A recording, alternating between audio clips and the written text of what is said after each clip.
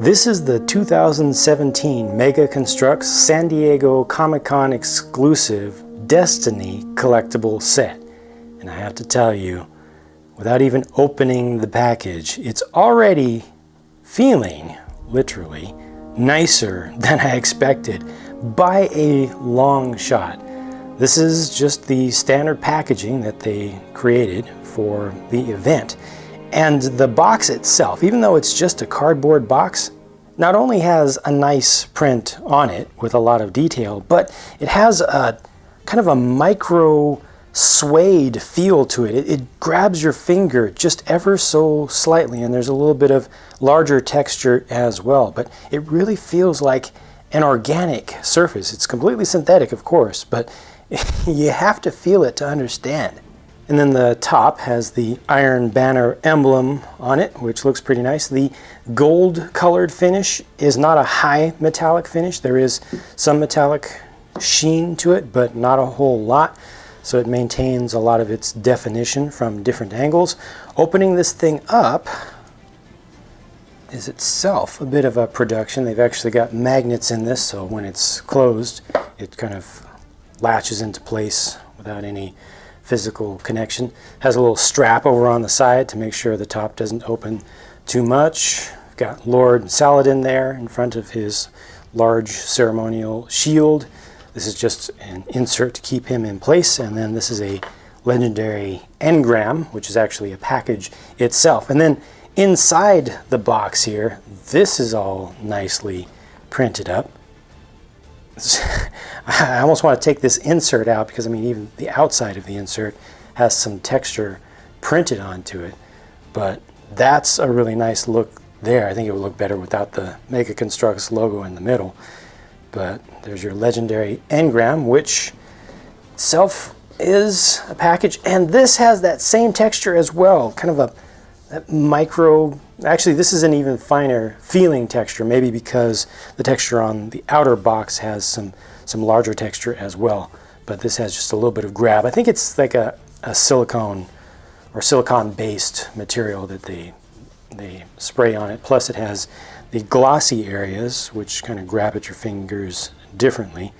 A little bit difficult to see. See if you can see over here on the side the glossy parts that are not having that same finish on them. But then here it says open.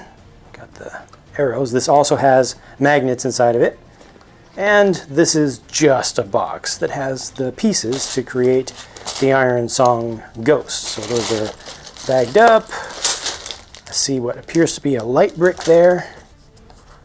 This really wants to stay closed. Obviously, I'm not going to be discarding this packaging.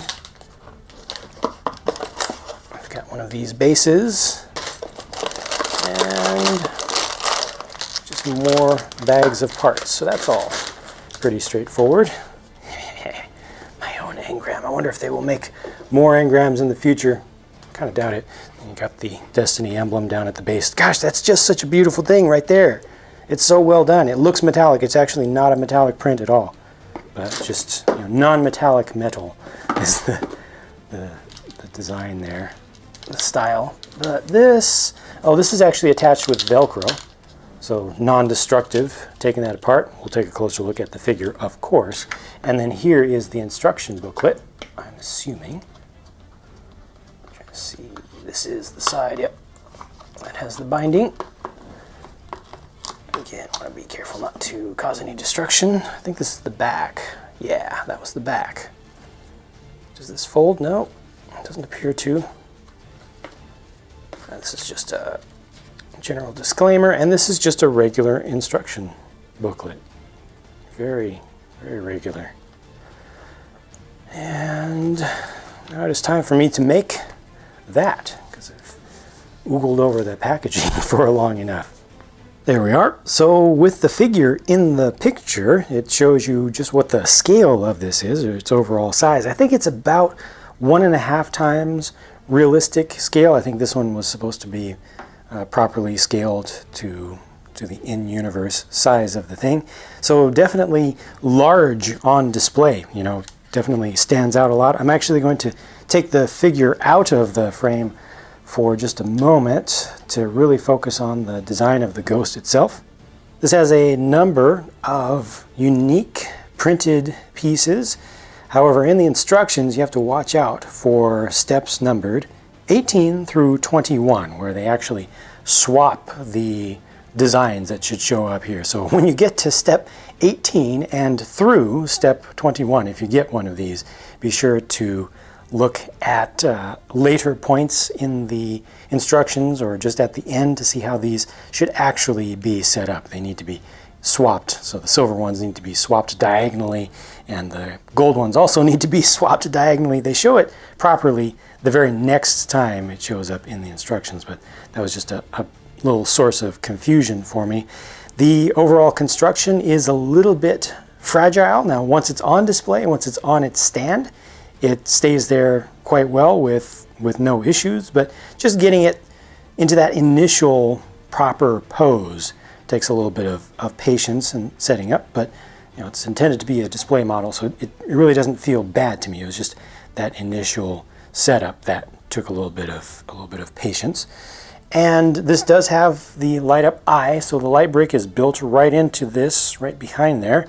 So it's nice and bright, and it has a little bit of flicker effect and kind of goes down in its brightness a bit. But even with full light on in this place, you still can see the brightness of that quite easily. Goes out on its own, and that's just a battery saving feature for the most part, so it automatically turns itself off. I wish it would stay on for just a little bit longer. I think it's 2 button sized or button shaped batteries that they have inside that light brick, but you can change them out pretty simply if they ever do go completely dead on you.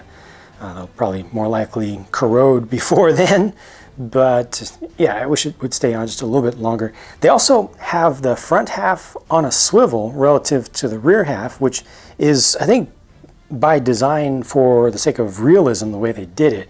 But the way that the stand works, it's the front part that moves around. It would have been nicer to have the back part that would move around on its own, just per how it actually works in game as you look at the thing. But you can slightly adjust the angles of these bits, bring them in and out, these sub-assemblies, which have a little bit of repetition involved in them, but no full assembly do you make more than twice in total. So it doesn't get boring, it doesn't get too repetitive. I think the actual process of building it was pretty straightforward once I figured out the confusion with the prints. The view around the back is, well, a view that you don't regularly see for this thing in universe, so that's kind of cool, and I am glad that they completed it. It is absolutely complete all the way around. So if you have it on a desk, like an office desk, where it might be visible from the opposite side as you walk up to it, or you're walking around the desk or something, it's still going to look pretty much equally good from every angle, in my opinion.